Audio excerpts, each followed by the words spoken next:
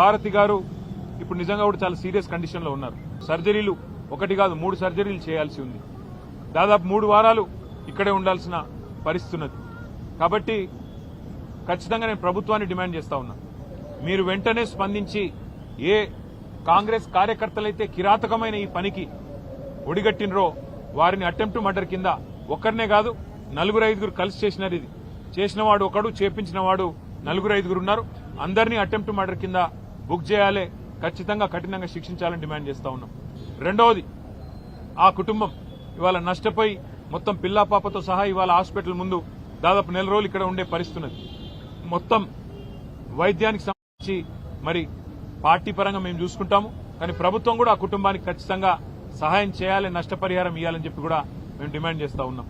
దాంతో పాటు నేను ఇంకొక మాట కూడా ఈ రాష్ట్ర ప్రభుత్వానికి, ముఖ్యంగా రాష్ట్రంలో ఉండే పోలీస్ యంత్రాంగానికి చెప్తా ఉన్నా, మళ్లీ చెప్తా ఉన్నా, మేము 2 ఏళ్లైంది ఈ ప్రభుత్వం వచ్చి. మొన్న నల్లగొండ జిల్లాలో ఏ రకంగా దుర్మార్గంగా ఈ ప్రభుత్వం, ఈ పార్టీ, కాంగ్రెస్ పార్టీ వ్యవహారం చేసిందో, మా మల్లయ్య యాదవ్ గారిని అక్కడ మర్డర్ చేసి మొదటి విడత పోలింగ్ కంటే ముందే మర్డర్ చేయడం జరిగింది. నల్లగొండ నియోజకవర్గంలో ఒక సోదరుడు, ఒక బీసీ సోదరుడు, ఆయన కూడా నామినేషన్ వేస్తే నామినేషన్ వేయొద్దని బెదిరించి కొట్టి ఆఖరికి కిడ్నాప్ చేసి ఆయనకు మూత్రం దాగిచ్చారు. అయినా కూడా ఇంతవరకు కేసు పెట్టలేదు అక్కడ ఉండే పోలీస్ యంత్రాంగం.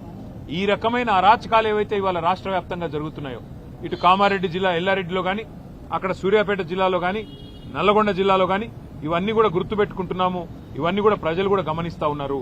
పోలీస్ యంత్రాంగాన్ని నేను మళ్లీ కోరుతున్నా, ఇప్పటికైనా స్పందించండి, మీ డ్యూటీ చేయండి. ఒకవేళ మీరు చేయని పక్షంలో మరి మేమే డ్యూటీ చేయాల్సి వస్తుంది. తప్పకుండా శాంతి భద్రతల సమస్య వస్తుంది.